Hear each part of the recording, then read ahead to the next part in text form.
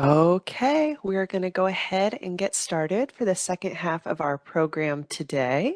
My name is Stephanie Burnham. I am a librarian at the Newton campus, and I'm going to be introducing our 1 o'clock speaker. A few things before we get started. I've dropped a feedback form and the rest of today's agenda in the chat if you want to check that out. Also ask that you mute yourself, and there will be a Q&A at the end of this session, so if you have any questions along the way, feel free to drop them in the chat. And we will read those out at the end. But okay, let's go ahead and get started. So our next session is a discussion led by Hosanna Fletcher and a panel of her students at Perimeter College. So Hosanna Fletcher has been teaching sociology for 13 years at Perimeter College. In her classroom, she uses high impact practices, or HIPs, specifically service and community-based learning and collaborative projects to engage her students. And she also serves as a faculty associate with CETLOE on the Teach team focusing on HIPs.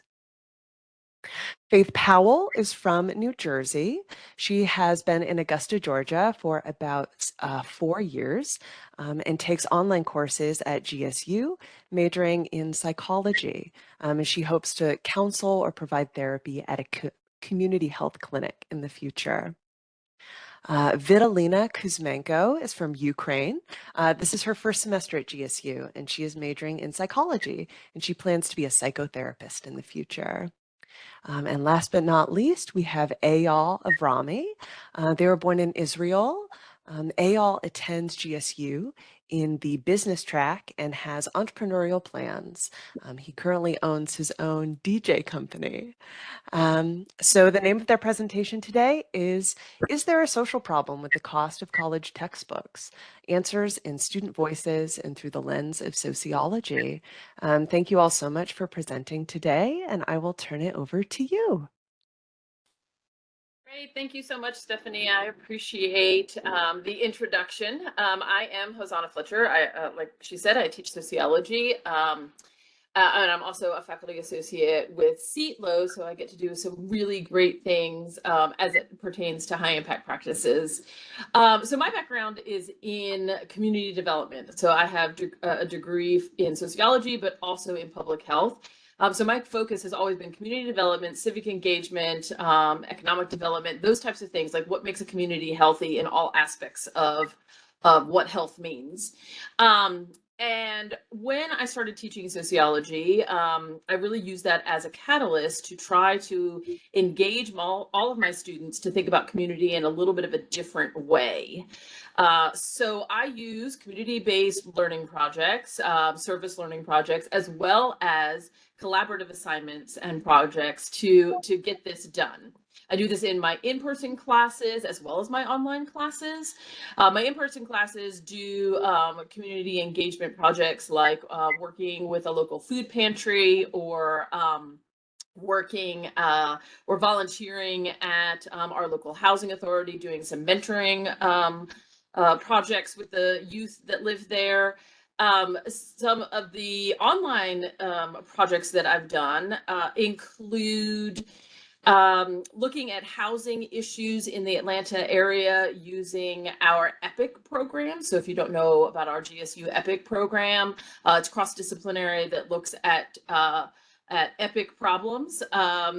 And one of them is housing or housing insecurity. So I have students that are looking at that. And then I also have students that look at the importance of early childhood reading in through libraries and what's available to children in various areas, particularly in the Atlanta area.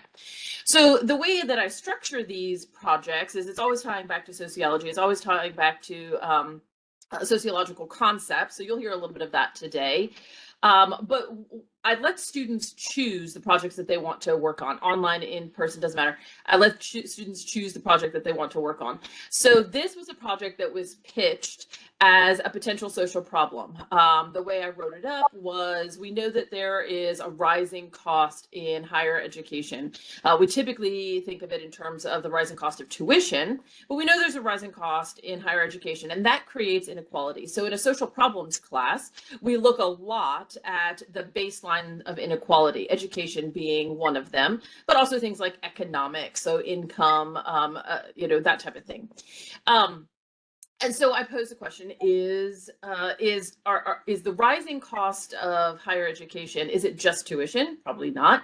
OERs are, as we've heard all day if you've been in other sessions, and as we'll hear today, are the open educational resources for free or low cost, a solution to the rising cost of textbooks.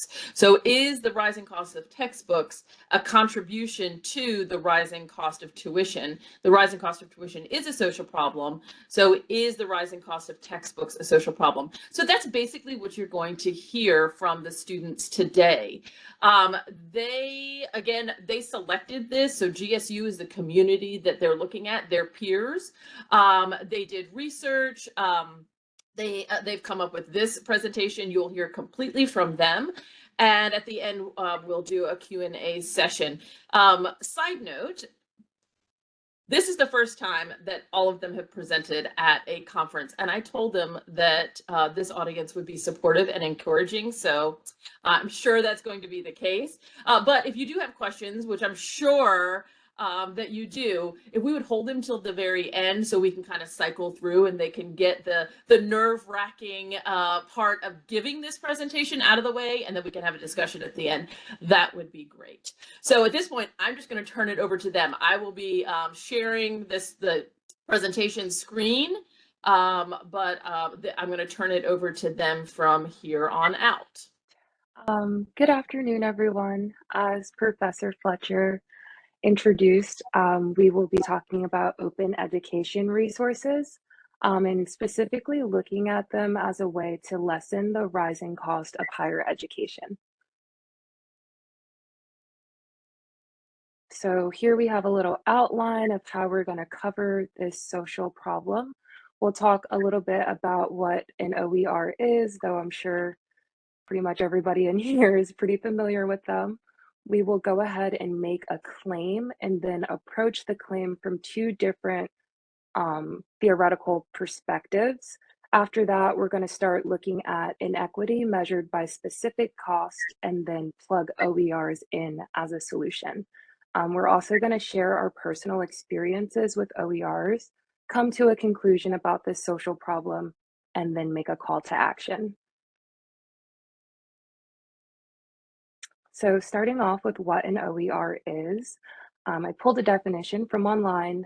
Basically, an OER, or open educational resource, they are learning, teaching, and research materials in any format or medium that can reside in public domain or under copyright that has been released under an open license. So this permits no cost access. You can reuse them, repurpose them, and redistribute them to others.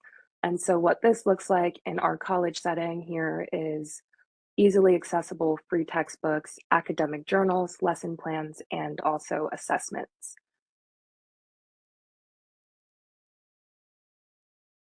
We made a claim, which is the cost of textbooks contributes to educational inequality and increases the cost of college overall. What we decided to do is to try to look at this claim from both approach, and here is the first one, which is social conflict perspective. Social conflict perspective defined as a perspective in a social science that emphasizes the social, political, and material inequality of a social group, critiques the broad social political system. Material inequality, the rising of costs of textbooks make it impossible for students to be equal in their opportunities, and we all know about this. What is this looks like? An example of this is when one student can afford to buy a textbook while the other one can afford only to rent it. In other cases, some students may opt to take fewer classes so that they can afford all of the required textbooks, delaying their project's graduation date and increasing student debt.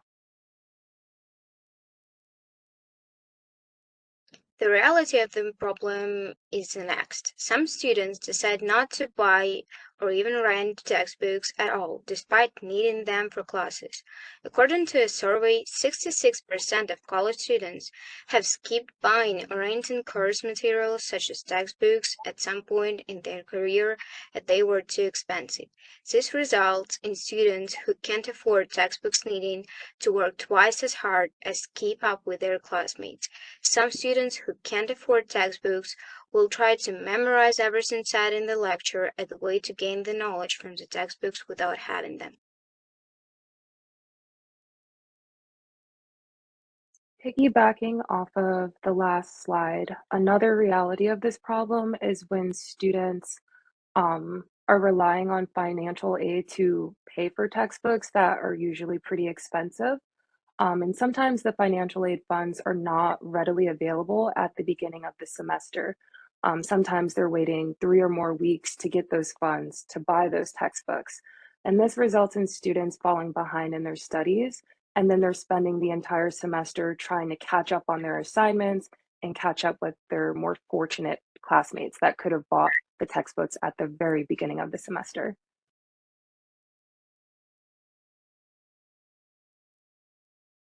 Now we can approach our claim from the symbolic interactionist perspective. Symbolic interactionist perspective defined as the basic notion of symbolic interactionism is that human action and their interaction are understandable only through the exchange of meaningful communication or symbols. The reality of the problem is next. The cost of textbooks increases the difference between lower, middle, and upper social classes. The knowledge that some students miss out on because they cannot afford to buy or rent a book can change the way they are treated. The bullying, let's not forget about that one. This can cause gossiping and jokes, which can affect the effectiveness of the work of students is doing as well as their self-esteem. So, even in cases where students are buying these textbooks, or I'm sorry, getting the textbooks, but they're getting them rented, sometimes the rented textbooks are not in great condition, and this can cause them to be perceived as less than, just because the quality of the material that they need for the class is not as good as what their classmates may have.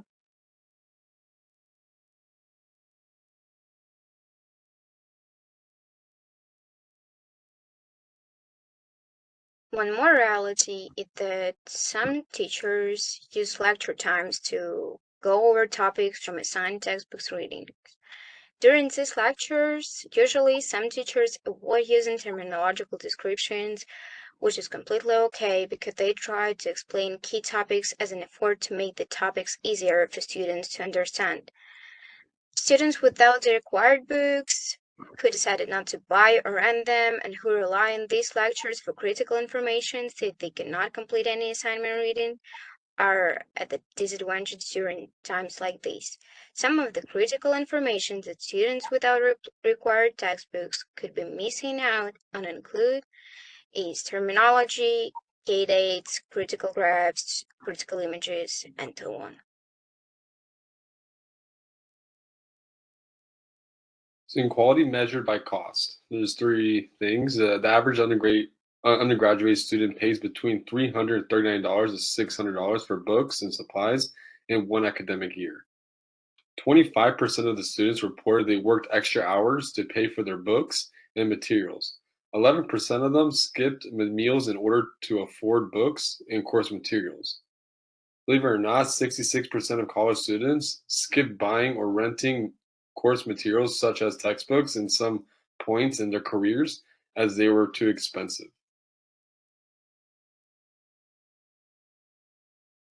A survey of over 22,000 post-secondary students in Florida found that 64% of students reported not purchasing a required textbook because of its high cost.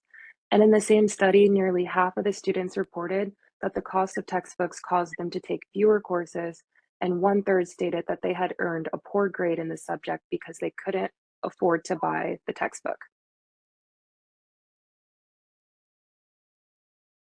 And so here on this slide, we just have some more figures about how rising costs for textbooks are negatively affecting students. On the right-hand side, I highlighted some numbers there. And basically, we see that occasionally or frequently, there are quite a few students that are taking fewer courses, dropping courses, withdrawing from courses after they register, or even earning like poor grades just because they can't afford to buy the textbooks and therefore end up suffering in the class.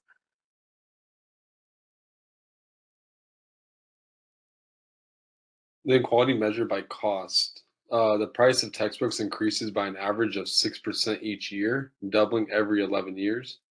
If you check out the graph, you can see how much it expands year by year.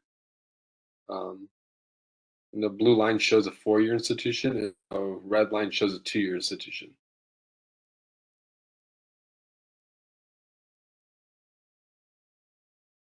So here we're posing OERs as a solution. There was a survey that examined OERs and adoption at several colleges and surveyed approximately 60 faculty members regarding their experiences with OERs. 55% of the surveyed faculty found that the OERs were about the same in quality as the materials that they previously used. 34% of the faculty felt like they were a little bit better than the traditional textbooks that they were using, and only 11% felt like the OERs were worse in quality compared to the traditional textbooks that they were using previously. Excuse me. So introducing our research, we asked GSU Perimeter students about their personal experience with OERs and how they felt about the cost of textbooks. Our survey features 7 questions, stayed open for 7 days, and we received about responses from 40 students.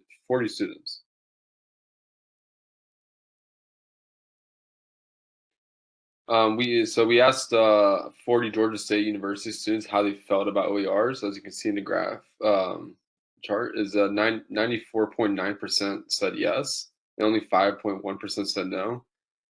Would you like to see more OERs being used? 37 of them said yes. There are enough OERs being used, only 2, and only 1 no response.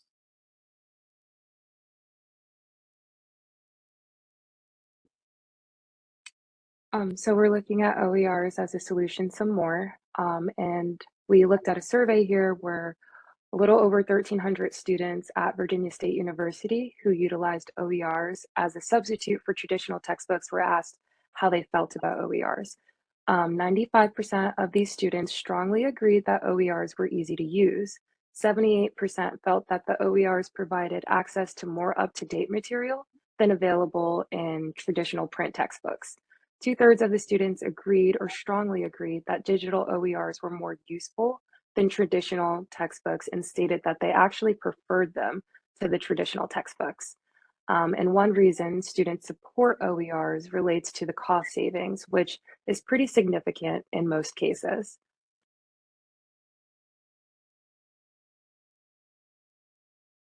And so we'll get into our personal experiences with OERs. So I've been a student at GSU since 2021. I definitely do find that the cost of textbooks are a burden. And thus far in my career, academic career at GSU, I've actually only had 4 classes that have used OERs, and they have all been online. Obviously, my Intro to Social Problems class definitely has an OER in use. I also took an English comp class, a US history class, which that was a little bit more of a blend. We had an affordable textbook. I think it was under $40, and we used a lot of OERs for supplemental reading. And then the same deal for my Africana Studies class. So in my experience with OERs at Georgia State, I felt that the quality was the same or even better in some cases than the traditional textbooks that I typically used to rent if OERs are not available. And I would definitely like to see more OERs used in classes in the future. I feel like it's something that educators can do to kind of alleviate students from the rising cost of higher education. OERs are high quality, easy to find, easy to use, and I think that incorporating them into more classrooms should definitely be a priority.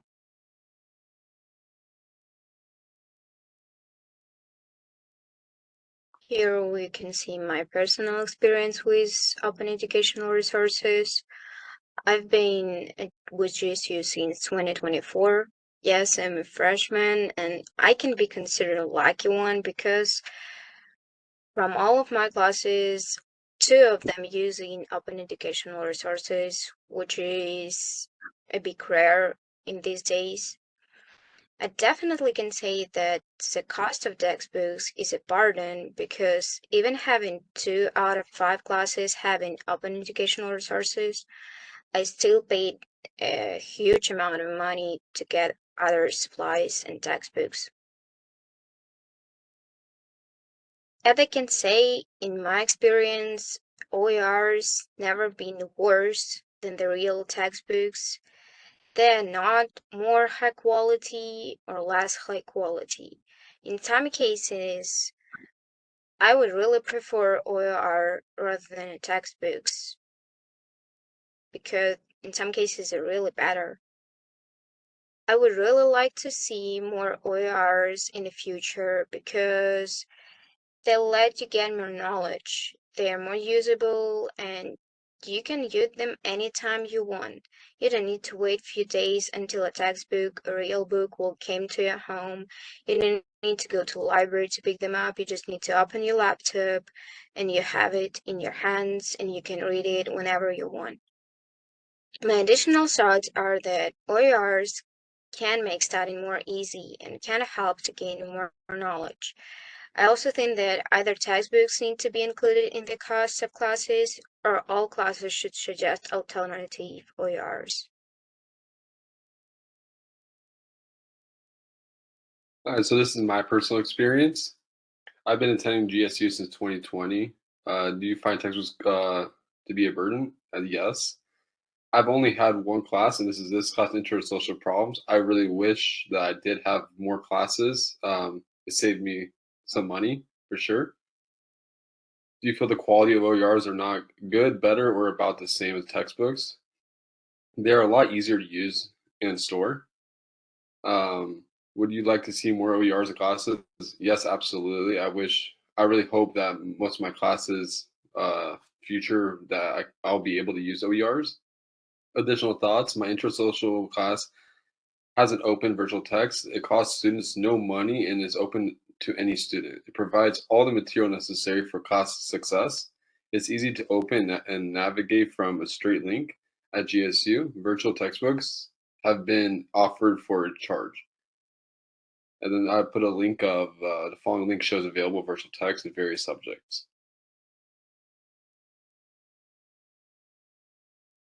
This is Carly. I'll be saying her part. So she's been attending GSU since 2022. She definitely finds that cost text would be a burden. Yes. How many of her classes have been taking college that use OERs? She had 4: human communications, English, and 2 psychology class. Most of them were online. Do you feel about the quality of OERs are not as good, better, or about the same as a textbook? Would you have rent or buy? It's about the same.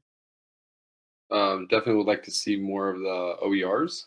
Additional thoughts of Carly? I think that OERs should be used in most classes since most college classes are allowed to use the same book as other colleges, and students should only have to pay for textbooks. If the textbooks they are using is a GSU textbook only, for example, my previous biology lab textbook was a GSU textbook that was written by a GSU professor, but many of the other textbooks are pretty universal throughout colleges.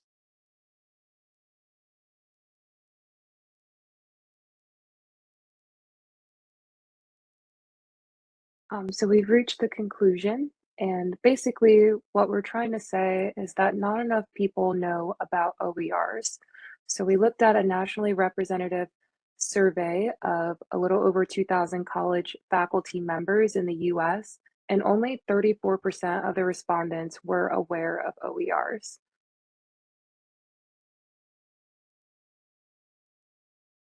as you already know, we made a survey and 40 students respond within 1 week. So we asked 40 GSU students if they recognize these symbols, which are low-cost symbol and no-cost symbol, just to make sure low-cost textbooks are considered to be the one which are less than $40. As you can see by this graph, only 30% answered yes, which improves our thought that we lack enough knowledge about OERs.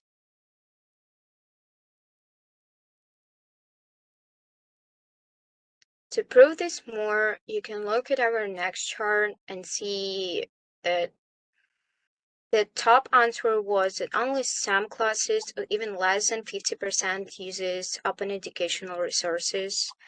If we take a look, we can understand that only in 4 from 40 cases, none of their classes took any OERs. Many or more than 50% of their classes, we can meet in 2 cases. In 3 cases, we can meet only one of their classes. 1 case, it's all of their classes. And also 1 case, only 25% of their classes used open educational resources.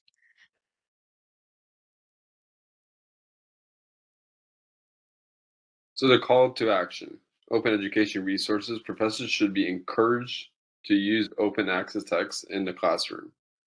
GSU offers references for more information about OERs and put some links there.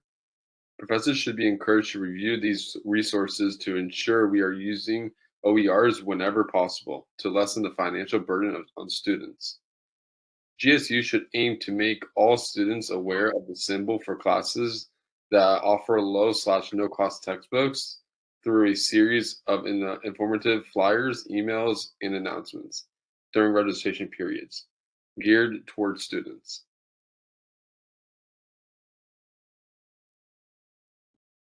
So here we put together an example of one of those messages that are geared towards students that could be sent out around the registration period. I know personally I get a ton of emails from GSU, especially during registration period. So it could say something like, "Hello, Panther, registration period's open. Make sure you're talking to your advisor before you register.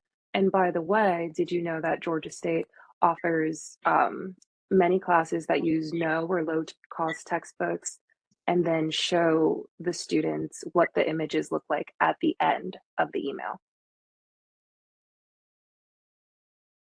We put together another example of what this could look like because I do also receive a lot of text messages from GSU, especially around registration period. So again, can reach out to the Panther and say, "Hey, registration is around the corner.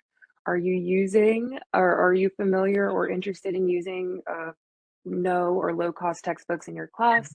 If the student writes back and they're like, "Yes, I'm interested," you could simply send them a link with a little bit more information about how to make sure that they're getting classes that have these resources.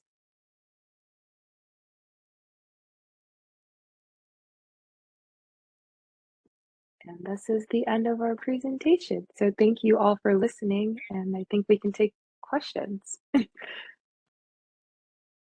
Awesome. Thank you all so much for that presentation. That was incredible. Um, your research and your analysis was great. We can look in the chat here. I do have a question here from Charlene. She says, "So proud of you all. Great job deconstructing the problem of educational affordability. In your experience completing this project, what was the most obvious finding and what was the most shocking finding?" For me That's a great personally, question. oh, yeah. No, go ahead. I was going to kind of just call on people. So I think that's a great question, and I'm going to let each of them answer in their own time. So I think something that was very obvious that we found and talked about in our presentation was that not enough courses are using OERs. I know personally that I'm always looking for those symbols because I pay for textbooks out of pocket and it really makes a huge difference for me. And I know that I don't see it as often as I would like to. Something that was shocking was that the amount of students that were unaware of OERs, unfamiliar with what those symbols meant. And so when they're registering for classes, they're probably overlooking classes that I'm like actively seeking. And I thought that was pretty shocking.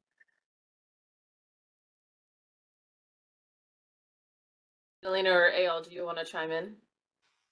Yeah. In my case, less shocked was that a lot of students have no idea what symbols meaning, because I was one of them. I really had no idea what they meant, because even despite the fact I used to looking for OERs, I never saw them. I do not know how that happened, but we will let this apart. And the most shocking was that the cost, how many each student spend on the textbooks, on real textbooks, when we have so much opportunities to use in open educational resources. I think I was really shocked about how many, because I did not know personally about this OER. I've been in Georgia State since 2020, and I take a lot of classes, and I never heard of it, and I wish I did. So I'm really happy I in this project and doing this. Made me learn a lot more about the OERs. It was very shocking to see how many people did not know about it. And it was very obvious to find that doing like doing research and seeing, wow, like it's not just me, it's like actually a lot of people. It was more easier to find other people that are also don't know about OERs. Great, great answers. I'm going to chime in with my response because when they came up with all of this research, I came at it from the faculty perspective a little bit. And one thing that I was really surprised at was the chart that compared 2-year institutions to 4-year institutions. And the fact that the cost of textbooks are higher for 2-year institutions. And there's some reasons that I think that might be applying there, but as we know, Perimeter is the 2-year college within GSU, and so we're kind of duplicitous with this. But I think that's a really interesting finding from that. And then the second one was the stat that when they were doing the research, coming up with the survey of faculty that were unaware of the ability to use OERs or that they existed, and that was one of the choices that they had. And about 30% knew about them, which means about 65, I think it was like 33 and 67% didn't know about them. And so that was actually shocking to me in terms of being a faculty member that uses OERs. But I thought it was also really interesting that that was mirrored based on the results of their own survey, where about 30% of students recognized the symbol and about 60 or 70, yeah, about 70% of students didn't recognize the symbol. So it's faculty and students. It's not, it's everybody that aren't aware of what's available. Yes, I thought that that chart comparing the 4-year to the 2-year was so interesting. I almost wanted to go back. I was like, I need to look at this closer. Yeah. We have a few more questions in the chat here. Okay, for the students. So you all said that OER textbooks were the same or better than paid textbooks. It sounds like the main advantage was they were electronic. Is this true? Are there other factors about OER that made them better than paid textbooks? Yeah, so I think the OER why it's better than paid textbook as well, because I don't my pages don't stay clean as online, that I can have it and following it, and I'm always on my computer, and I think having the access to read better like that was a lot better for me personally. And then if I ever need to print it, I can always print it from not online if I need to do like highlighting stuff or anything. I also So mostly OERs are online, but I have rented online textbooks, and 9 times out of 10, they make me go to the publisher website, or I have to have a login, and it's just not as easy as an OER where it's just an online PDF that I can just look at when I need it. As for me, in some cases, that they don't want to, they are online is true because all my classes are online, and laptop, it's like my second phone.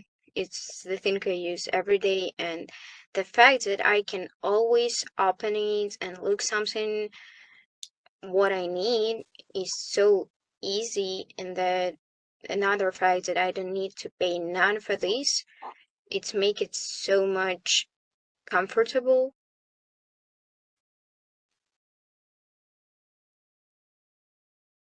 Absolutely. Thank you. We have some more questions here. They're coming in.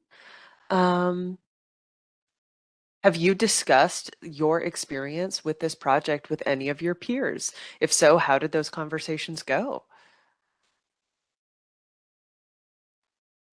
Yeah, I mean, I discussed it with my best friend and my girlfriend. Both they go to different colleges, and they are well, one goes to Georgia State as well, and he also never heard of it. And he really wished he did. So like after I did this, I kind of presented it. Got presented my best friend too. So I showed him as well. um, and then yeah, he was just wish he like knew more about it. So now he does. So now I gave him the information. I also shared this presentation with my best friend and roommate who goes to Augusta University, and she was very jealous because she has not used an OER in her educational career here, and she is like, definitely need more of that. And then I also sent the survey link to my classmates in other classes.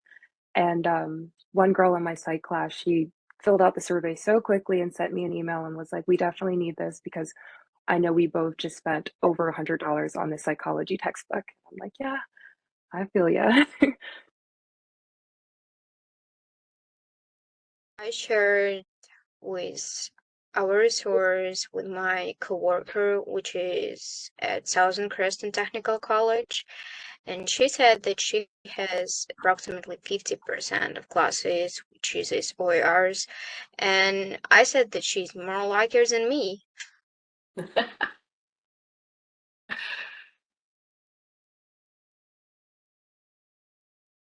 Going along with that, I wonder, I know you ended your presentation all with a call to action. I'm curious sort of what like the next steps are. It seems like you did create some examples. Do you have plans to like share those with different levels of the university or? The pressure is on now. Sorry, I didn't mean it. I was just curious. Actually, in the chat, I think I saw someone said that we should put those up in the library. Absolutely. Yes, Jason suggested that. I Yeah, totally I agree. think I saw that, like in the digital displays in the library or something like that. Um, in terms of, I'm gonna get them out of that difficult question or that sticky question right there, and say that part of social problems, part of the discussion in social problems, is that society is constantly changing, and one of the ways we change is through social movements, right?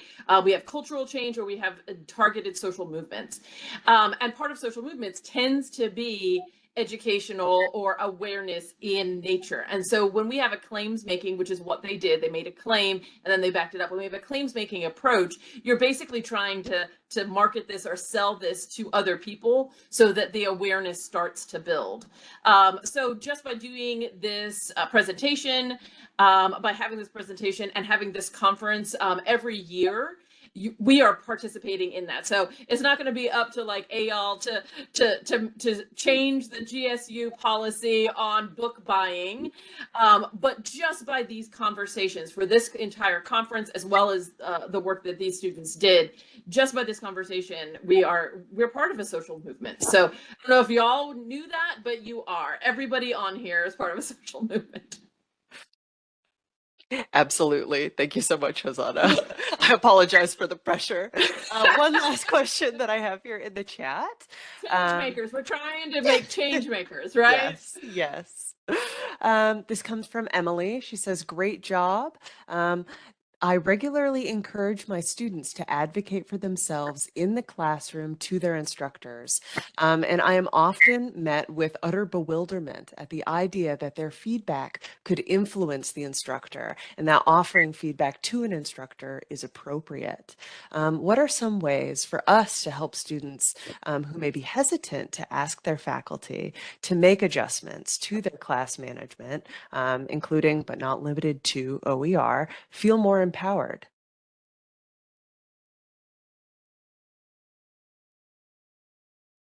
I feel like it could just be the way in which you receive their answers. I've had professors do a mid-semester check-in. And so this could be something like open-ended, tell us what you're thinking, like how can I help you do better? What do you need? How can you help yourself do better? Or maybe to take the pressure off, just make a survey and maybe have like a scale. Like, do you feel like this textbook is easy to learn from? Do you feel like you need more supplemental reading? Would you want some OERs because they'd be free?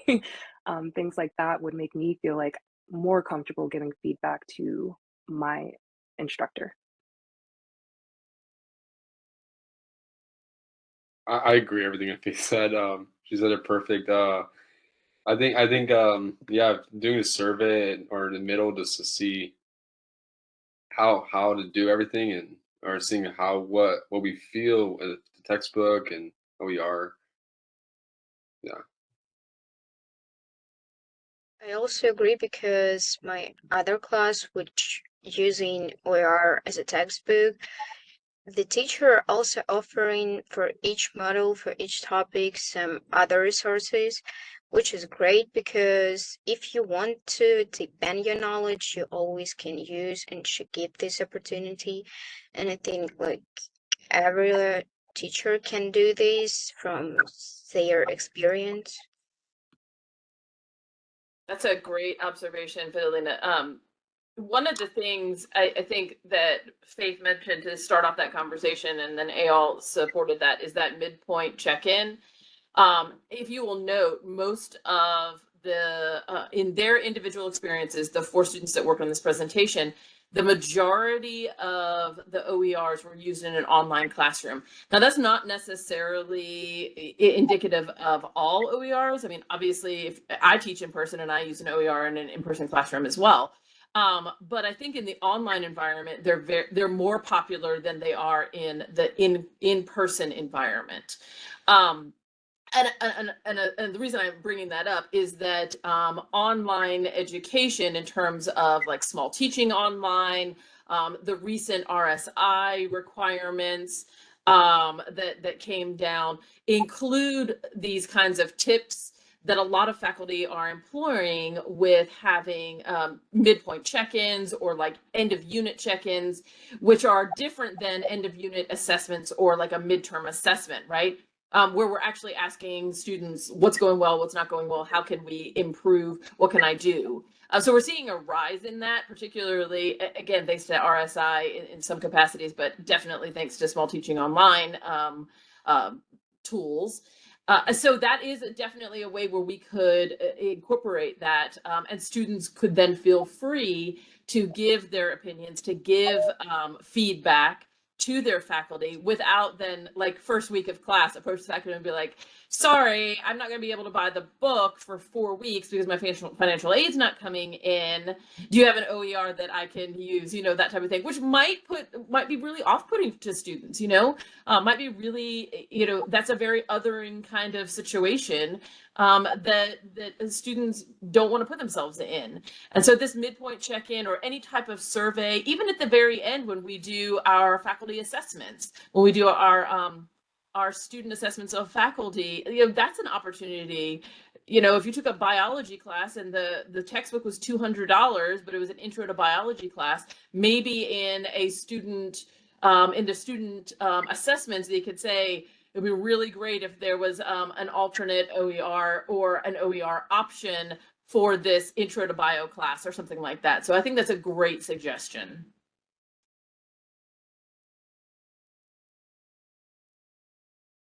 Wonderful. Thank you all. I'm just looking at the chat here. Looks like Charlene's dropped an article that might be of use to us here.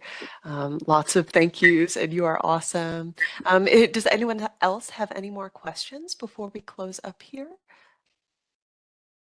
I see that Janelle Baskin said that the Yes. student voice is so important, and I absolutely agree, which is obviously why I get the students involved in this.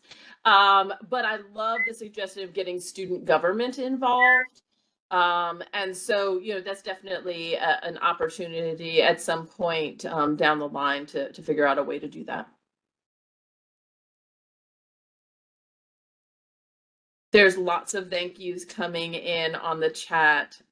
So I, for one, personally want to thank my students for coming out here on a Friday afternoon, having to turn their cameras on, having to present. It was nerve-wracking, but y'all did a fantastic job. And it's very evident that you're making a difference. So I appreciate all of the effort that you made. And you had lots of accolades coming in the chat. So hope you got to read some of them. Yes, thank you all so much for your time and your perspective. It is like truly invaluable to what we do here. If there are no more questions, we can transition out. We will start our next session at 2 o'clock. Thank you all for joining and for participating, and we will see you back then.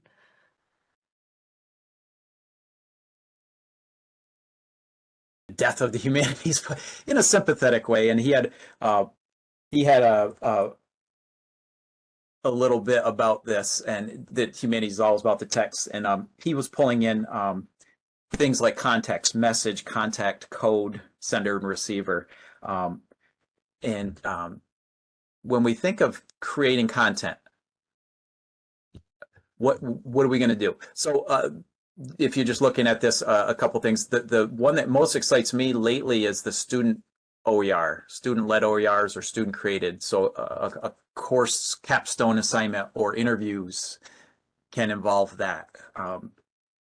At Jefferson, we have a lot of veterans, so we have a course in which it's team taught, and I do the short stories. So I'm doing Tim O'Brien, the things they carried, and some Vietnam stuff. And then the Civil Wars, Mark Twain, the War Prayer, private history of a campaign that failed. And what these are, the course is a comparison for combat veterans of Vietnam and the Civil War. Now, you might think, you know, so Vietnam, closer in time. These veterans of Afghanistan and Iraq do not relate at all well to Vietnam. They can't get their mind around that. So we've been teaching this course for several years. Like I said, I do the short story, but there's a music of the Civil War, music of Vietnam, which you get some great interchange. We do a mask project.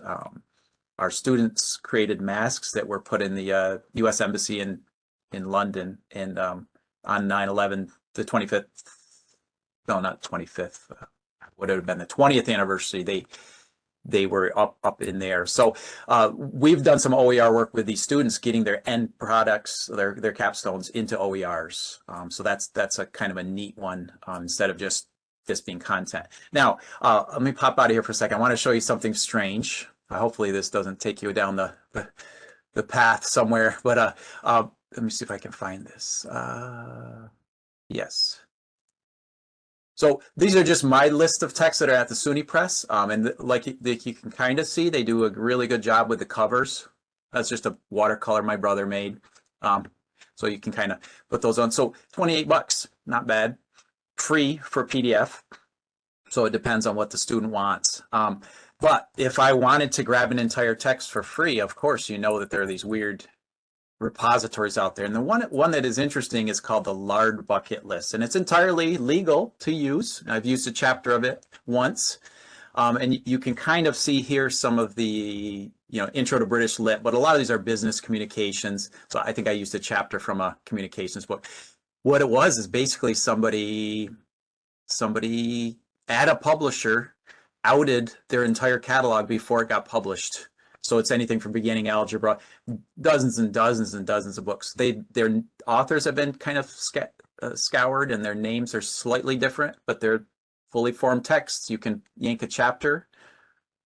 You can browse them. You can use those as long as you acknowledge them properly. So that's one way you can kind of go part way. Like if you didn't want to create your own text. Since I did the guide that some of you are looking at, I also have done what I found was really difficult was a Principles of Education book, which I teach. That's sort of a foundations course more than a principles course, but really difficult to get a grip on contemporary education. So I did that one, and I did a tech writing one that was pretty difficult. But most of the time it starts with, hey, what do I use already? Where can I grab some things that I don't want to create myself or don't trust myself to create? Like in a grammar guide, I don't necessarily want to reinvent grammar in my words. This is all before AI, folks, so you can factor that in as a sort of lens that would change anything that I did. Probably make it easier, but also complicate it unless you cite as you write, which a lot of people don't do. Next week is my term papers. We're doing an 8-week session, and I can tell you that as it goes. So a couple things here. How might you use the guide that I created? So it's got a lot of strange sections if you even glance at some of the titles. One refers to South Park, one's about chaos, one's about pre-Raphaelite painters who thought that only painting before Raphael was valid and legitimate and should be copied. So really going back to the past. So there's just a couple, just to give you a taste of what the approach is. It's kind of conversational, like you get in a discussion posting in a course. And we had a SUNY initiative, so we were paid a little bit of money per book. So you could really load up, and you could also help mentor it. The money's gone now, and a lot of the impetus has gone. We also run into, as you must, the accreditation cycle. Ours is a 10-year cycle. So that's really all my campus has been worried about for 2.5 years. And before that was COVID. So you can imagine my efforts at trying to enlist peers to do anything are probably stymied. They're pretty tough. It's a tough sell right now. Maybe next year is the answer I keep getting. One of the things I put in here is the Goldilocks principle. Not too hot, not too cold, just right. And what is just right? So how do you chunk up the information? How do you want to sort of put your voice in there? And one of the things that this becomes really fun is look at the text that you're already familiar with in your field. A lot of them have what I would call lacuna, like in Lion King, Lacuna Matata? No, Hakuna Matata. Lacuna are blind spots, sort of like that game you can play with the pencil right in front of your eye. Whole fields, whole disciplines have blind spots, or they have texts that they don't cover those chapters. I've been on some searches recently, and that's a great question to ask a search candidate. If you had to teach this intro course, which chapters would you either speed through, cut, or in why? So there's some idea of like how to put information out there properly. We know that students don't want it page after page of text. Front loading. One of the things there is you have to keep a list of your changes if you're taking an existing OER. And say what you changed, which, we're running into that with AI as well. Like, is it me or them or what? MLA had to go through a 9th edition just to cover how to cite strange things a little differently. I'm watching a video and there's a commentary by somebody who mentions somebody else. How do I cite that? It gets very complicated. The other thing is tone. Like I mentioned, I've been teaching 22 years online. This week alone, I had an AI email to me myself that I could totally not understand. So that's becoming a thing. Tone obviously is a thing in emails. Have had some run-ins with that. So tone is tricky to balance. We know that most texts have an edited tone that is so sanitized it will put you to sleep. Thank you, Pearson. You know, Pearson is the sort of dirty word in public for their ultra corporate approach. I've had the run-ins with them a few times with texts and text reviews. So a couple things, blind spots, and I intentionally put in here not blind spots, but bland spots. So I'm going to show you really quickly I got all done with this OER on education, and it was half me, a little less. And I was like, well, what can I put that's me? And so let me see if I can find it here. Yeah. In the education, so I have, and now for something completely different, probably should have had quotes around that. It's Monty Python's words. And I said Monty Python on education. And so I went and I looked up some of my favorite clips, Philosopher's Football. They got Socrates playing soccer. And then I put a little few bullets that people could talk about as students. And then the typical Creative Commons licensing. So what I was using was Lumen software, which is blogging software. It's WordPress, basically. Basic blogging software. If I was going to do this again, I'd just use Word, and then I can control the pages better. I once, after I did 5 of these texts, I was trying to be a good technical writer, so I was creating these really nice titles of the right size, and then I finally realized that the software created it automatically, and it uses whatever size it likes, which is not very good technically. It's too big relative to the text. So guess what I had to do? Yes, every page on 7 texts it was, I had to fix by taking out my nicely created title because it was appearing twice. So when you say writing is chaotic, iterative, doing things over and over again, yes, it is. And you would have a lot of tabs open like I do here. So just to show you, these were kind of fun to create. It livens things up slightly. I mean, the Black Knight is a little edgy with a, flesh wound and all that, but with the Black Knight, how will, I should have typed it better there, but how would your interactions with contrarians go? You're going to have oppositional defiant people with whom you interact. What do you consider an argument? What are some legitimate arguments? So the argument clinic, dead bishop on the landing, the marching skit, the silly walks. So converting something that you see in the mall, maybe as a t-shirt or online, comes up in your Facebook feed, and then trying to come up with some actually serious questions that are totally open-ended, and it's sort of a last afterthought. So that was kind of a fun thing for a not so fun project that I did.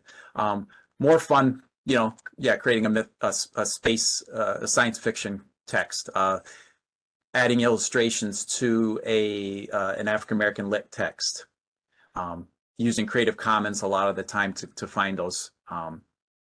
So you can do a lot of great work with repositories, and then just pairing things, ordering them can be a ton of fun. So yeah, some of the text, some of the table of contents look a little strange. So some are, this is a play on James Joyce, and then this is a play on South Park. So high culture, low culture. It's all texts. We can handle it. And how to use images. For instance, using the Creative Commons, different Creative Commons searches, you can get some really good text images. That's what I use for the African American lit. Okay, so just a couple things. So yeah, it's kind of fun to just dip into the sections, and then this one was the old and the new. So I mentioned humanities is old stuff, also new stuff. How can you refresh your own teaching approach? So just taking a different approach to what you already have, or taking what you already have and doing something different with it. Those are two different kind of things. We tend to think that it has to have a super high bar as educators, but we're already doing some kind of innovative good things. And it's more than just lab manuals in biology that they often like to rip those off. We had an issue with somebody's like, hey, can I use this manual? I found it somewhere. And we're like, well, where did you get it? You got to kind of cite as you write, figure stuff out, figure out when you can use things. In our training, we were basically taught, except for music links, most even copyrighted materials, I know the librarians are going to cringe, but most can be used as links. So I've made use of Atlantic articles in my research course, and then you can get something current. Okay, a couple things. The pre-Raphael. So here's a pre-Raphaelite painting. They're trying to copy those old masters, supposedly. So it's very loaded in its topic, and it's how the paint is on the. I took too many art history courses, folks, so I love this stuff. But you can go to the mall and get a calendar of pre-Raphaelites, right? But things that are 100 years old are not copyrighted. So a lot of people dip into old materials. I tried this with like Dante's Inferno, and you get a lot of times you get like a really bad translation. It's just not very well done. So in my mythology course, I do have like the Robert Pinsky translation. He's a former poet laureate. So I'm using something new, not something replaceable, because translation matters. If you don't believe me, these old texts matter. Norton just published the Iliad, and it's so popular it's out of print. And translation's excellent. So I'm waiting on that to see if I can use it. Art and music I've always liked to impart and include. And so we've taken kids to the Rock Hall of Fame and things like that. And so we've used a lot of approaches of integrating music. Not the lyrics. I don't paste the lyrics into any OERs, but you can use the links and then, think of projects. That's my new project is music and composition and music and literature courses, how to use that quite a bit. So, okay, so considere, right? Thinking of the stars that we're seeing, right? We are in the path of the upcoming eclipse, so we're supposed to get like a couple 100,000 people in our backyard and in this rural area because we're literally right on that line. But I always like to look at etymologies, and the one here, observe the stars. So if you're thinking of doing this, colleges that think of it, they're thinking of the most enrolled course so they can make the most savings. Personally, I tallied it up, and over $215,000 have been saved in my classes. But enrollments tanked in the last 10 years anyway. It would have been a lot more. So one of the considerations, I guess it's not on here, but it should be AI. And I've started dabbling with using it, but none of my books have it. Obviously, it was before that. One of the things also with this is agility. I created the college writing handbook for JCC, so all our adjuncts, all our concurrent enrollment sites use it, but we wanted to update it for misinformation, disinformation. So I found most librarians probably know the Spot the Troll quiz, which students either ace or tank. 8 examples of is it a troll or not from like a TikTok. There's the Goblin Threat plagiarism tutorial.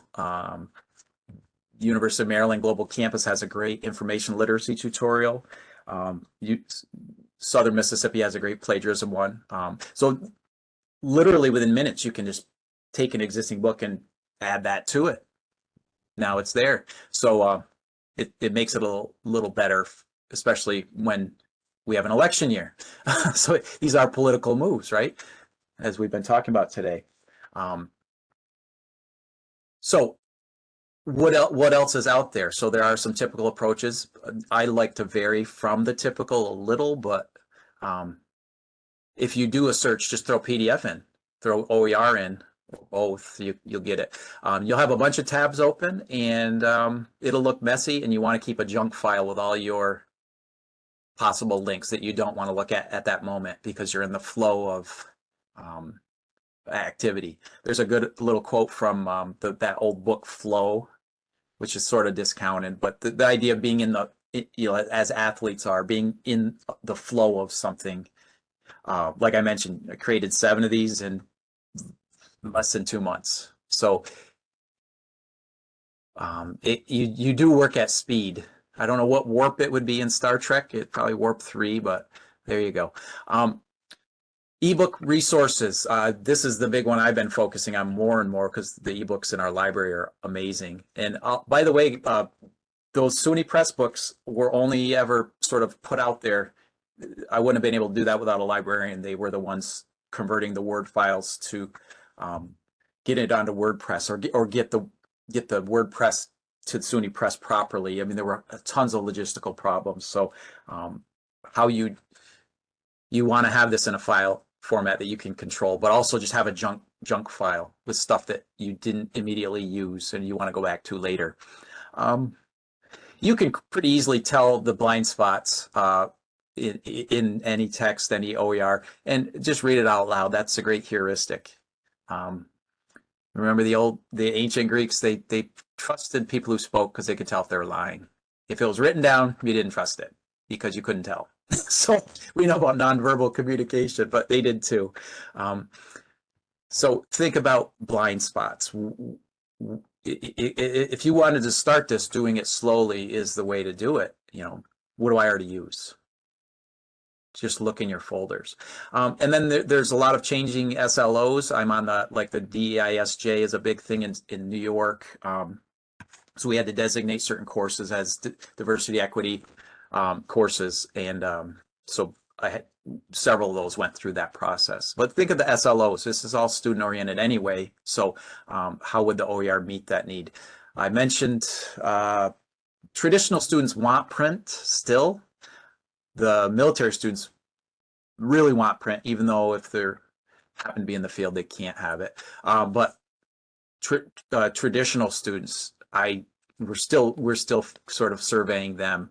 If I have an on-campus class, I want them to have the print. If it's online, if they want to save money, they can have either or.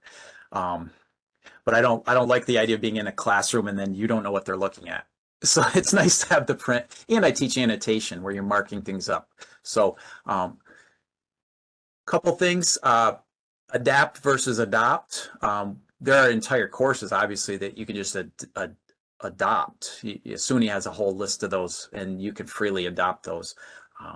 But are they yours? To the extent that you can make them yours, even just reordering things, which you can do, is a form of making it yours. So cost savings. We've been talking a lot about that with the other presentations. That last one was amazing, seeing the individually, because we don't usually hear the student voice there. That's great. And I showed you the existing materials, and there are great repositories. Certain states have these. Certain states had them and lost them. I think Florida used to have a really good one, and it's gone. I don't know if that's a theme. Seems to be. California has some. Minnesota, really good. So usually you'll get an idea of what's good. And then alternative formats. Some of the places you can, like I have a minor in the SUNY repository, and I can personally upload those. But if you go to like OER Commons, sometimes somebody has to vet it or edit it, and sometimes they have strange criteria they use.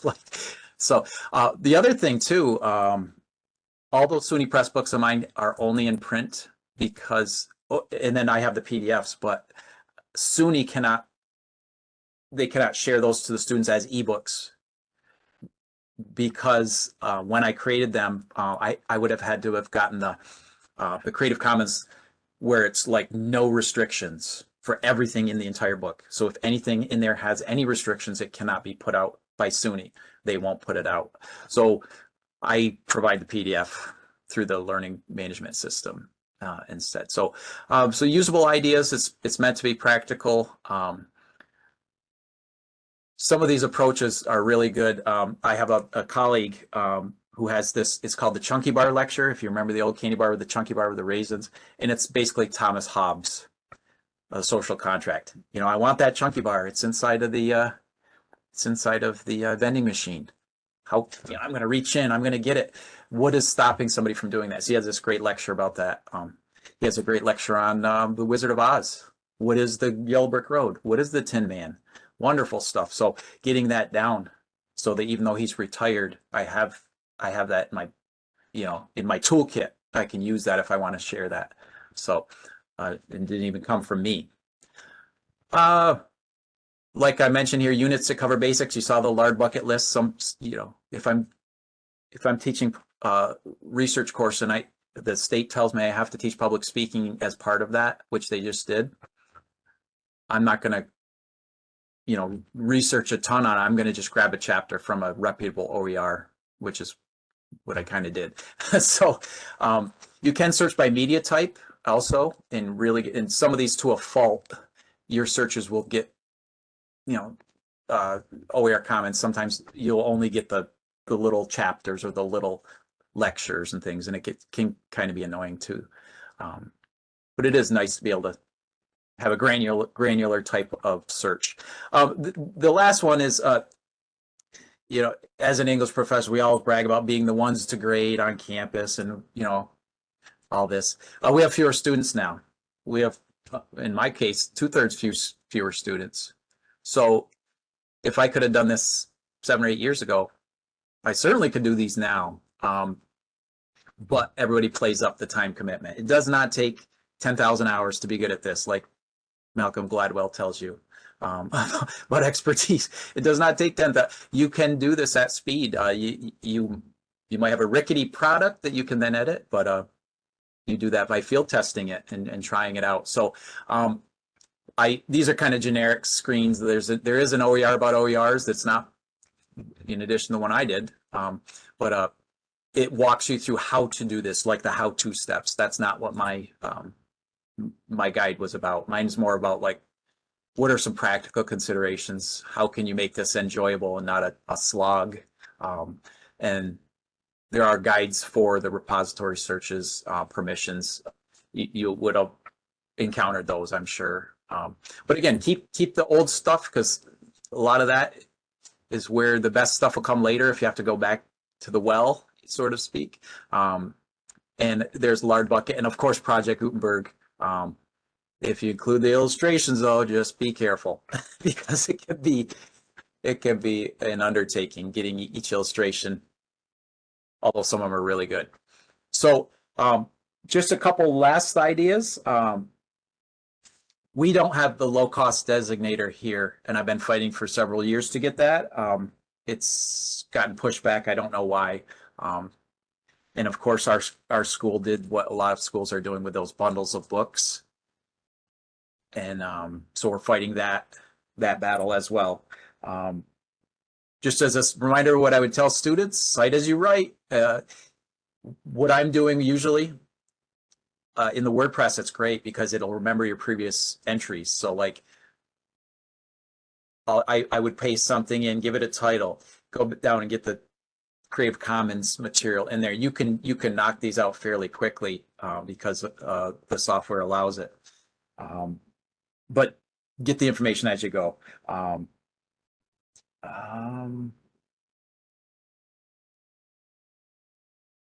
Yeah, a lot of what the guide talks about is having that tolerance for chaos, having that tolerance, not only chaos, but which people think is messiness. It's not. It's extreme order at different scales, and if you make a small change early on, it has huge knock-on effects. That's really what it is. So taking perception versus reality, but there is a lot of messiness in this, a lot of clicking. So I really encourage people to feel free to use any of the guides and adapt it, anything you like. You can reach out. I'd be happy to work with anybody individually just on your projects or see what you're doing. And it keeps me enlivened in this. Like I mentioned, we're in a middle state cycle for accreditation, so I haven't gotten anybody to get any traction on this, and I'd like to get it going on my campus again. It's like, it's obvious you're doing some great things down there with the topic. So just one more couple things, just some of the text, it can be really tricky with the table of contents. So that's the one for the guide, but you get this weird product. If students had an like a Kindle, you can put them out as EPUBs, and they look great. They look better than real publishers' texts or whatever. This is sort of in between, but some of mine are very clunky as you can kind of see here, like this one the table contents got messed up a bit. Again, the tech writing cringe, with the headings and things, but how much is yours? That depends. And some of mine are just straight readers. Like I have a children's lit reader. But take something like David Walker for African American lit, not taught at the high school level, should be, isn't known. Very powerful and killed for his words. So depending on, well, you can look into the history of his death. So I'll leave it at that, but it's very interesting. In my mythology, I like to use the Irish. I got into a lot of world myths as the course changed from Western to world. But you can make a strong case that Irish myth is not Western in some ways. So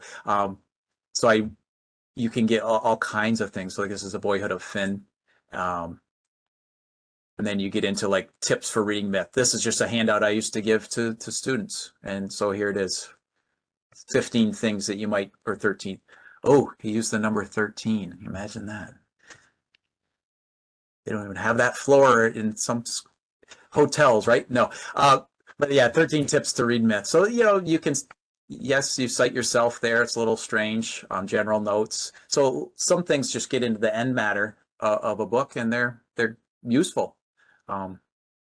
So all kinds of these. I did the Native American one's the one I'm currently using, and that I've been teaching the course for over 20 years. So it's nice to keep it alive and change things up a bit. So the guide is there. It's not a step-by-step guide. It's not like that, but it hopefully is a good guide nonetheless to some of the frustrations you might encounter, as well as the benefits of doing this. So I hope that's somewhat coherent. And again, what's fun about it is you can put in a humorous tone. Although, as my former boss told me one time, "You're not funny. I'm funny." And if somebody says that they're funny, they're probably not. So I don't know. So I'll transition back to the group, and if there's any questions, feel free to pose those. Hi, I am your chat moderator. My name is Jenny.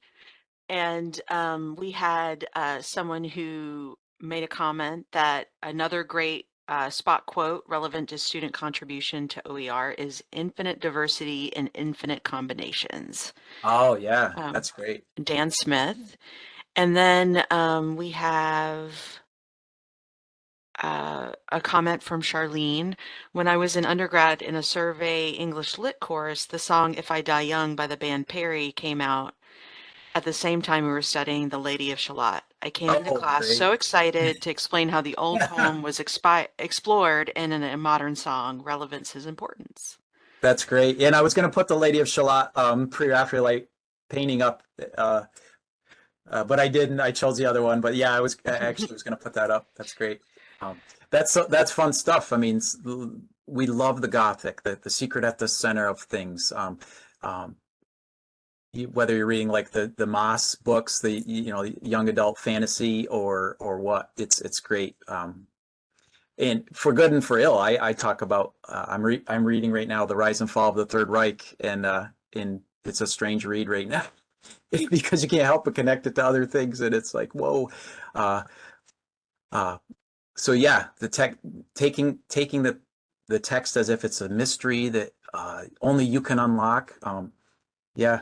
That can be a big benefit, can be a huge problem. I'm also reading a book right now about SUNY Press book about Joseph Campbell, Carl Jung, and Eliade, the Romanian, and about how they had some problems with their politics that came through. Like you have to be a special person to understand myth, or go way back to the past, to the rural versus the urban. There's all kinds of chauvinisms involved in what we do, because just like when you pick a student, you chose not to let anyone else answer. You let that person answer. So, there's bias in a lot of things. So anyway, yeah, great comments. I don't know how to share the screen back properly, or if you want to take it back over, you can do that. Mine's just showing my desktop, I think. So do you have it? Or Yeah, there you Okay, go. there we Yeah, I'm go. good. Yeah, yeah, Okay, sorry. we have another question. You've created a bunch of OERs. Can you please go into a bit of detail about how to have conversations about workload with supervisors? Sure. Yeah, and I approach this on a volunteer basis and actually end up getting paid because I just had the right timing. Um, our state budget is very strange in New York, and we had in I think it was 2017 for the 2018 budget they gave money, but it mostly went to the city CUNY schools. But we did get some, and you end up getting like a couple $100. So schools often will make this a priority. We had it as part of Title III in a grant for a while, but what tends to happen in my experience is you get a great initial push, and then suddenly there's more and more reporting put on, and then some other group takes it over. It got to the point with mine where an admissions counselor was running the program because they didn't perceive that I could publicize this to the staff and faculty and all those systems and navigate that. And it's like, well, yeah, I'm teaching these courses. I can't really do both, but you know how that goes. Somebody takes over and then it's taken over. So I think, it depends, I guess, on where you can find money. You do want to recognize, faculty doing this because there's a significant time component. And, if somebody did one, of course, you're going to want to do more. And mine is not typical because I fell for this. Like August 28th, I can remember we were at SUNY Potsdam. I was cranking these out, and it was like American Lit 1, American Lit 2. A lot of it's picking the readings, which was tremendous fun, but you don't want to do these all at once. So serially, how would you encourage people? Also with adjuncts, like if you force them to use an OER to save money for the students, because we exercise control over their texts, depending on the state department, all those things. So I have, I'm in addition to all that fun teaching and OER stuff, I do the concurrent enrollment program. So I'm going to 2 BOCES, the vocational tech schools, and 15 high school sites. So I have over 30 sections per semester that I oversee where I go and do site visits. So we love meetings as well in New York. I don't know if you guys have the meeting culture bug, but we do that. And so there's a ton of meetings. So how do you do all this in the cycle of declining enrollment? I guess, also there's money out there in the sciences. And if you looked in my guide mentions this, if you look in 2015 for an OER in the sciences, you'd find pretty crappy one. They were not very good and there were not that many. Now, I mean, there's a ton of really good material, including labs. So they've really upped their game compared to other areas. Humanities is just humanities. So I guess my idea is you can apply it to any field, sociology or whatever. Just knowing that it's text-based because you could use student case studies or something like that. So it's a hard. I think getting a release where you're either paid a stipend or getting a course reduction. That's what we did as well. I just took the money and ran. So, but people do, they prefer the course reduction. They can get it. Sometimes that helps, but it has to occur at the higher level at the same time that you're defending against these bundles of books coming in, because that's where the publisher they freaked out after this OER stuff happened. And I've been on their focus groups, and it's bizarre what they've tried to dream up. First, they tried to change what they considered an OER so that they were creating OERs, which they weren't. And then they changed their tactics about 3 times since then. So if you get a chance, get on a publisher's focus group sometime and see what's in their head about this. It's bizarre. So I don't know if that answered your question, but I think so. And then I had a question. If you could talk a little bit about the troll test. yeah, Spot the Troll. I think it's part of Stanford. There was an information literacy school that put it out. You can Google it, and it's great. Students can quickly take it, and it's the Dunning-Kruger effect, basically. Like, I perceive myself be so savvy with media, and they will get a few will get 8 out of 8 right. Most of them get about 5 out of 8 right. several get 2 out of 8 right. So it's a sample message. Is it a troll? Is it a real person? And they don't do very well with it. And you can get into disinformation and misinformation. Lycoming College is the one that does the. It's great. It's a little scroll cursor game, Goblin Threat, and it's like a Dungeons and Dragons. I did gamified classes about 5 years ago, so I was it was all Dungeons and Dragons theme of like role playing and experience points, and we used the Goblin Threat and a bunch of those. So they have tried to gamify. I don't know if there's an AI game out there yet. Probably for detecting that, but we still haven't caught up with that. So. Well, thank you very much. Sure. Yeah. It was great. being here. I'm not seeing any other More questions? Okay, great. questions. I was able to find a link for Spot the Troll. And then you said Goblin Threat? Goblin Threat. Yeah, Lycoming College's library Okay. has that. Then I have found that one as well. So I'm putting Yeah, that they're one in the fun. chat too. They're not. They're old too. The kids like them because they're kicked back to like old school kind of. They think that's what we played for games. Oh, Those are much worse than these.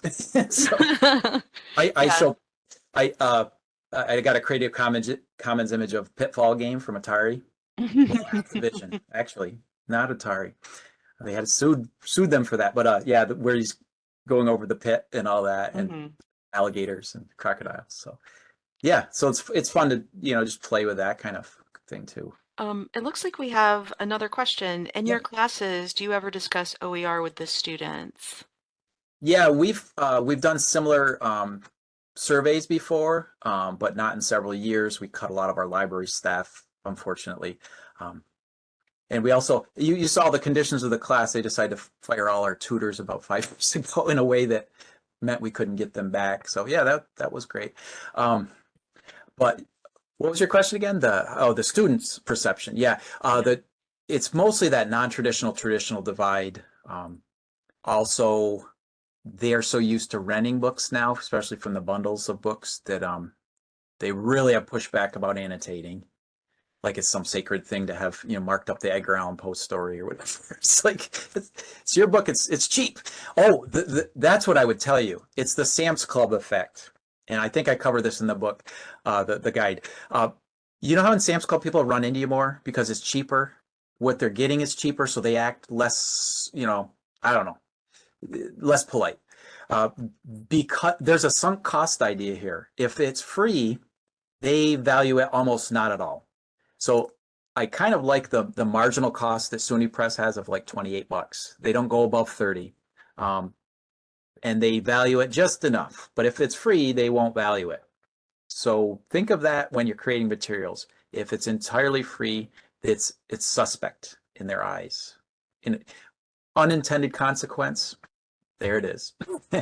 Not something you could have predicted. And it doesn't come out in the surveys, but you'll see it in the classroom. So. Okay. Wow. It's very good information. Yeah. Thank you. I think that concludes our questions. Okay, Thank great. you so much for being with us today. Yeah, it was a privilege. Thanks so much. I appreciate it. Thank you, Josh, so much. That was a terrific presentation. I'm learning so much stuff today that questions I didn't even think. Yeah, feel free. Anybody wants to follow up. Thanks, Josh. Thank you, Jenny, for moderating chat. We'll take a short break. We'll be back at 3 o'clock. We have one more presentation from Adrienne Baldwin, and then we're going to have some closing remarks from our colleague Denise. So we will see you back here in just a few minutes at 3 o'clock.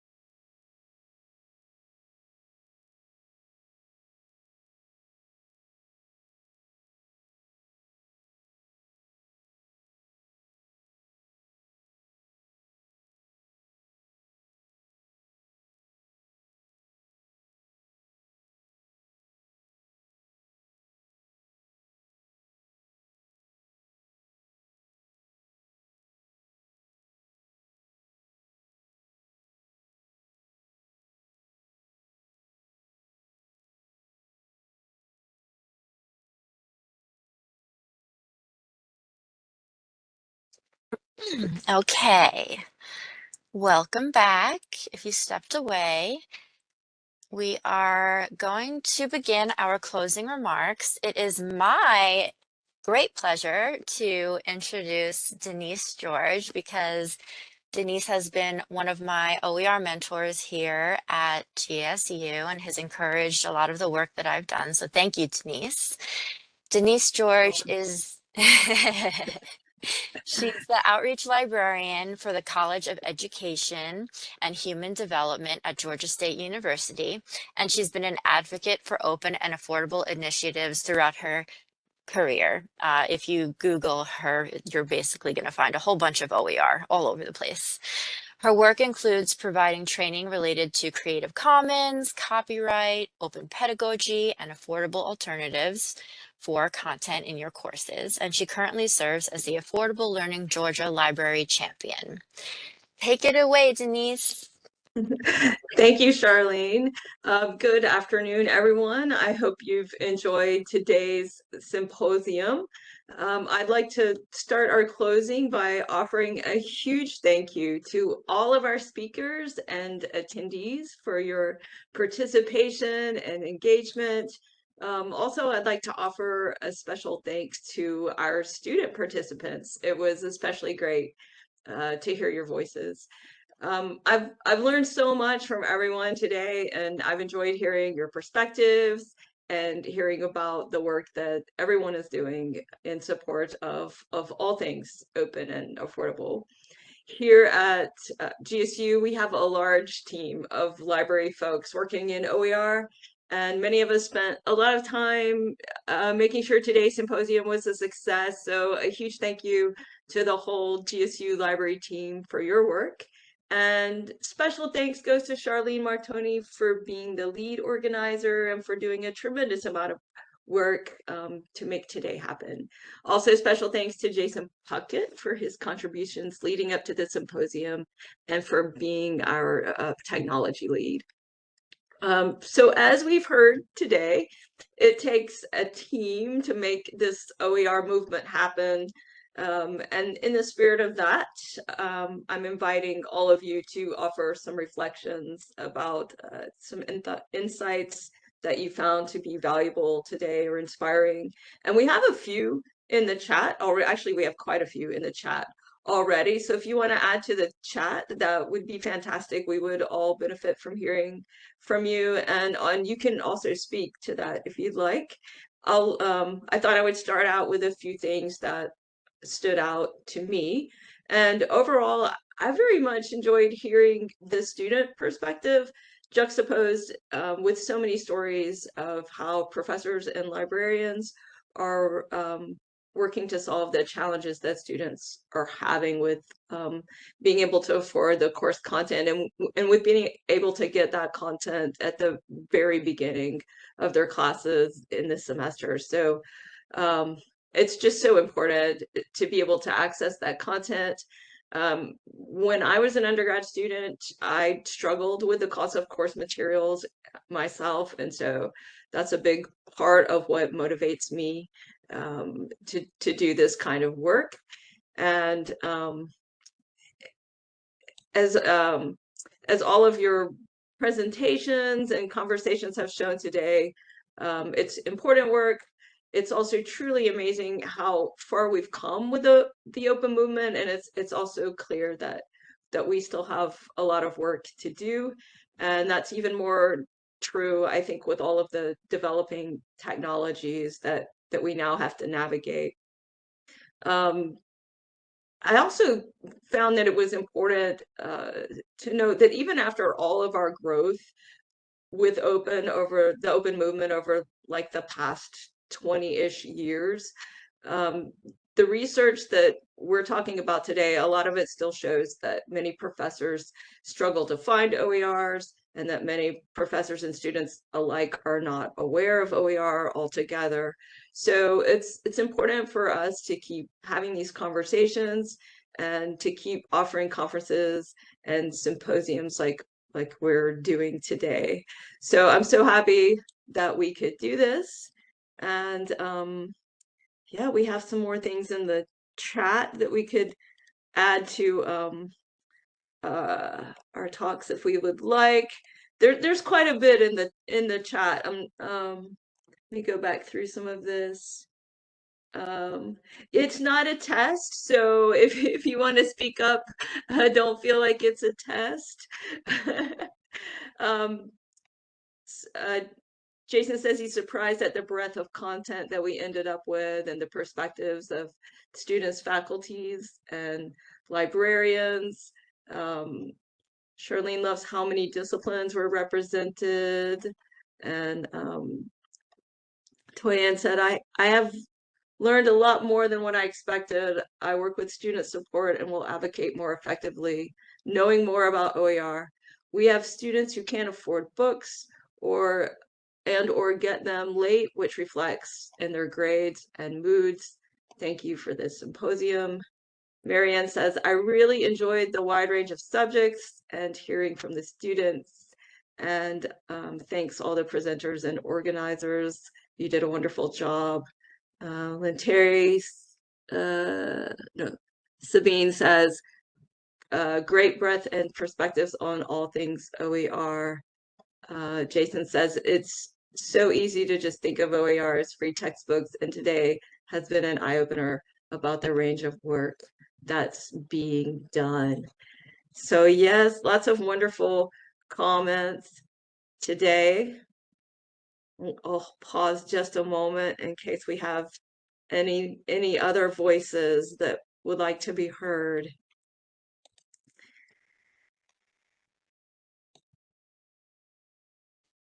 I'll go ahead and say that I think my favorite takeaway from today is that the concept, the existence of an OER really can, it can be bite-sized or it can be massive. And you don't have to start with a massive OER. You can start with a small OER, and then before you know it, you'll combine all your small OERs into a big OER.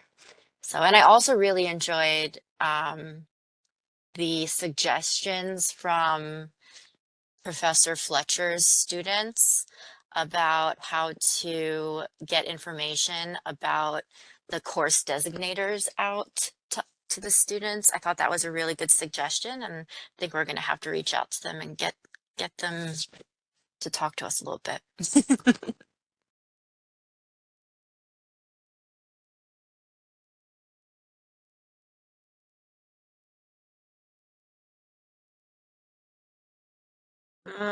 Marianne says she was surprised that the students liked the convenience of OER, that you didn't have to log in and you could use them anywhere. That was a new one to me. I like the convenience too. And no access codes on the OER.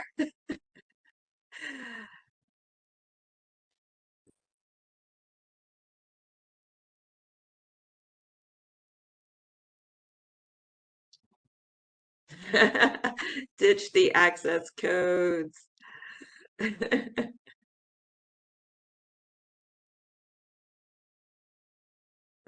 Marianne says, I knew they hated paying for them, but I didn't realize they were annoying to use.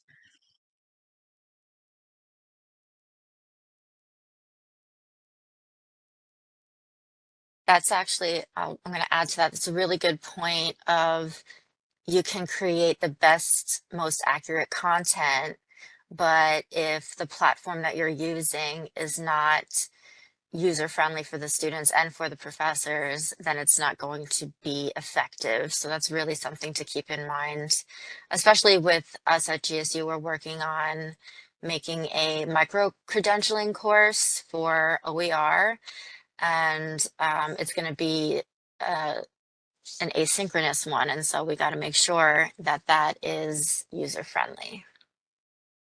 Yeah, I thought it was very interesting too, not just on the user-friendly side of the OER, but how people talked about it's really important, not just that you're using OER, but how you use the OER in your classroom. So I guess that's a part of it in terms of both the pedagogy and the technological aspects of it. Some folks were talking about how it's important that it be accessed on all kinds of devices, from a computer to the phone to like an iPad or whatnot. Donna says, I also like that finding and using OERs is a student-centered practice, and students can take them with them out and away from their course environment. Absolutely. Yeah.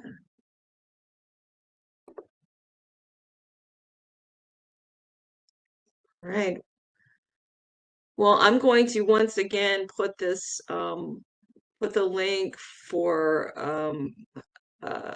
our survey into the chat so that we can get some feedback from you through that, and make our next symposium next year even better than this year.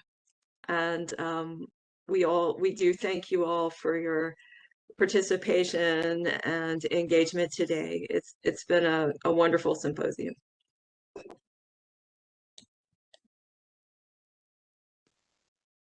Thanks, everybody.